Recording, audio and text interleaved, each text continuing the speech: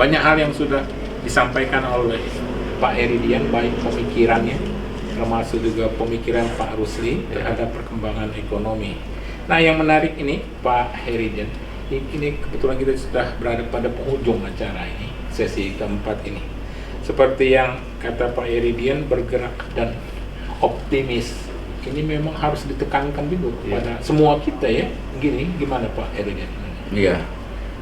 Ya terus terang kalau dalam perpolitikan PDI Perjuangan itu ada satu falsafah solid bergerak. Nah, ini juga akan kita sampaikan, kita tanamkan kepada kader-kader termasuk juga kepada masyarakat untuk menghadapi kondisi ya, katakanlah 2023 juga menghadapi tahun politik 2023 yang nanti berdekatan dengan 2024 ya kan. Nah, kita berharap ya masyarakat harus optimis, solid bergerak untuk ya memenangkan kondisi yang dikatakan oleh dunia, Bank Dunia itu yang katakanlah suram ya. Jadi kita harus optimis dan tumbuh bergerak ya. Jadi kita harus menciptakan peluang-peluang juga inovasi-inovasi produk, juga memanfaatkan sekitar kita lah, lingkungan kita, baik itu memanfaatkan sampah, memanfaatkan halaman-halaman rumah, ya kan. Apalagi pemerintah sekarang sudah menggalakkan zero emisi. Nah, ini suatu catatan dunia bahwa kita juga dalam hal berkegiatan masyarakat itu harus sudah memperhatikan itu. Coba kita lihat dalam proses bagaimana Pak Jokowi itu mewajibkan 2023 itu pengurangan emisi dari kendaraan bermotor.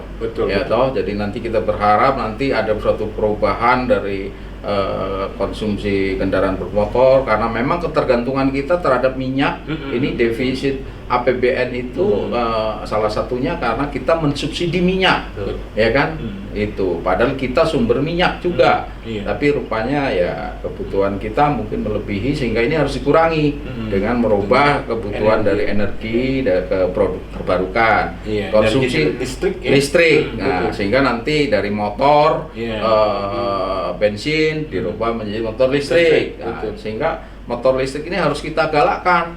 Begitu juga mobil listrik, ya kan? Karena mobil listrik ini konsumsinya lebih besar daripada motor, kan? Tapi jumlah motor di Indonesia itu 14.400.000.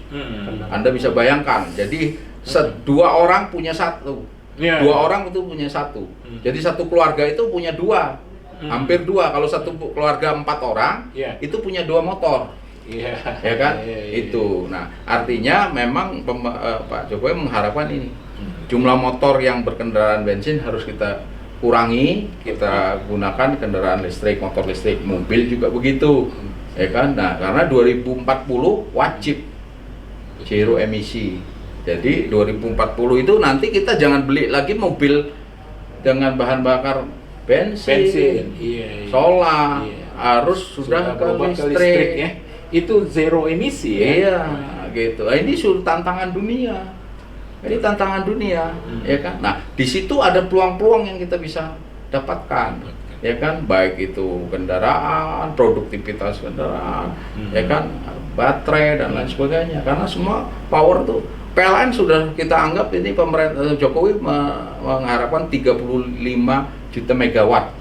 Ya kan, 35.000 megawatt kan, itu sudah tercapai, hampir PLN ini surplus, ya ya kan, jadi kita nggak ada masalah dengan listrik. Makanya kita harus maksimalkan, kita rubah daripada bensin, karena ini bensin ini kan defisit anggaran kita, karena tergantungan APBN kita, karena kita subsidi, menggantungin APBN, ya kan. Kalau ini berkurang, otomatis ini berapa itu? 500 triliun defisit juga berkurang. Ya. Ini membebani keuangan kita. Kalau 400 sampai 500 triliun itu kita buat IKN udah selesai. Ya kan? Menarik itu. Udah selesai. Ya toh. Jadi nggak ada dan kedua ya kita nggak khawatir karena produktivitas kita tinggi, pertumbuhan kita tinggi. Hal-hal yang semuanya produktif saya pikir nggak ada masalah. Kita dukung yang produktif. Kita dukung gitu. Pak Rusli, ini yang menarik juga. Ini kan kita tahu bahwa Pak Heridian ini adalah bakal calon DPRD Provinsi Lampung dari PDIP Perjuangan Dapil Bandar Lampung. Kalau Pak Rusli Taslim sendiri ini nggak tertarik untuk bersaing di 2024 atau bagaimana? Pak Rusli kan banyak pertemanannya, ya banyak teman-teman lah pergaulan Pak Rusli. Silakan. Saya mengukur diri saya sendiri pertama. Kedua, ya meskipun saya banyak katakanlah masa atau saya banyak bergerak di sosial, baik mungkin di Paguyuban Tionghoa, di Rotary, di HES. Saya lebih senang mendorong teman-teman yang punya skill. Saya merasa saya ini skill SMA, Pak. Kalau beliau kan S1 sarjana. Jadi minimal kita kasih kesempatan lah, kasih kesempatan mereka yang memang punya titel atau punya sarjana untuk menduduk di situ supaya itu lebih bisa meningkatkan perekonomian Indonesia segala macam lain-lainnya. Kalau saya punya masa banyak, mendingan saya gunakan kekuatan saya untuk mendorong, memberikan yang punya kompeten di sini. Itu yang saya cita-citakan, dan saya bisa dorong, katakanlah mungkin 1, bisa 2, bisa 10 orang. Seperti sekarang saya memang mendorong ada kurang lebih 5-6 orang. Kalau saya mencalonkan, nanti saya mikir diri saya sendiri, nggak bisa membantu orang lain. Nah itu saya mementingkan kepentingan yang lebih besar, itu saya pikir. Jadi saya lebih baik saya tidak usah mencalonkan, tapi saya membantu teman-teman yang saya anggap punya skill dan punya potensi di situ. Itu Pak Umar. Oke, ya Pak Rusli. Pak Heridian, ini karena kita berada pada sesi keempat ini, sesi terakhir, closing statementnya Pak Heridian baik untuk ekonomi Lampung maupun ke UMKM, pelaku UMKM, Pak Heridian. Silakan. Terima kasih Pak Umar. Pemirsa yang budiman, pada kesempatan ini kami menyampaikan bahwa untuk menghadapi 2023 kita perlu satu optimisme bersama, kolektif optimisme, ya. Jadi baik itu UMKM, masyarakat, pengusaha dan sebagainya, itu kita harus mempunyai suatu kolektivitas bersama. Kita hadapi 2023 ini dengan satu spirit bersama, ya, secara kolektif, ya. Mari kita solid bergerak, kita terus bergerak, ya. Jangan sampai kita lengah, ya. Kita ciptakan satu produk-produk inovasi, kita ciptakan peluang-peluang baru, kita maksimalkan networking kita, ya. Kita maksimalkan anggaran pemerintah kita, ya, untuk kesejahteraan rakyat, ya. Sehingga apa yang kita harapkan bahwa pertumbuhan Provinsi Lampung tetap terjaga dan nasional juga tetap terjaga, ya. Jadi saya berharap bahwa kita harus punya satu kolektivitas bersama untuk bergerak, ya kan, spirit bersama untuk sama-sama menghalau inilah, ya, itu.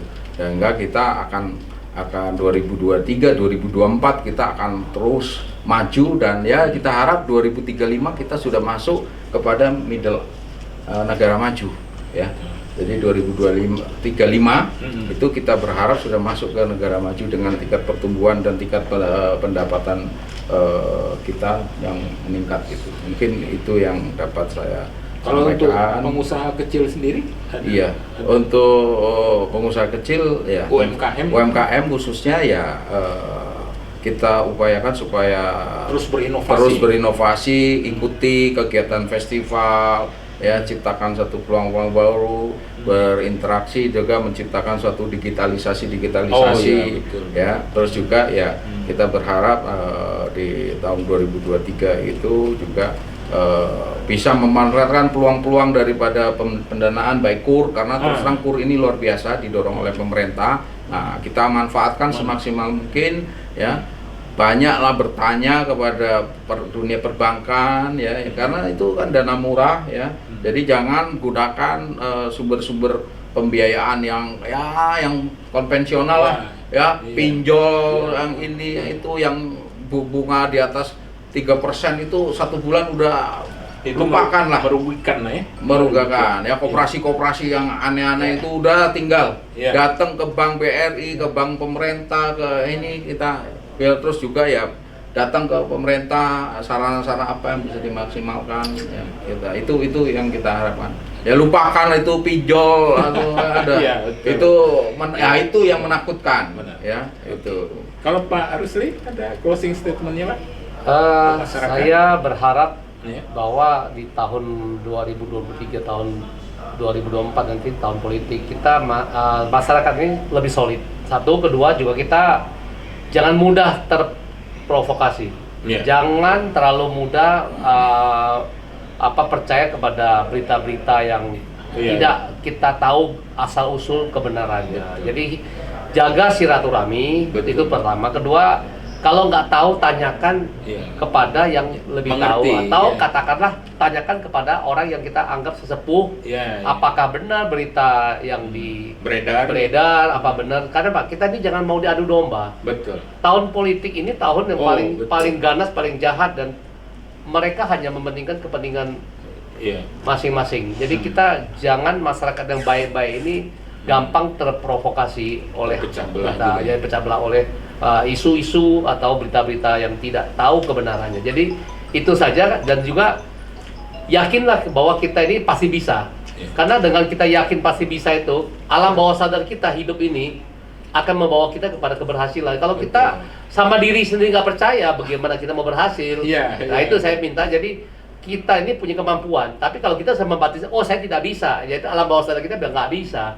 Jadi katakan bisa dan tetap solid, dan juga jangan terprovokasi, jaga silaturahmi, itu pertama. Oke. Yang saya Terima kasih Pak Rusli Taslim. Ya. Ini luar biasa, ini dialog spesial kita.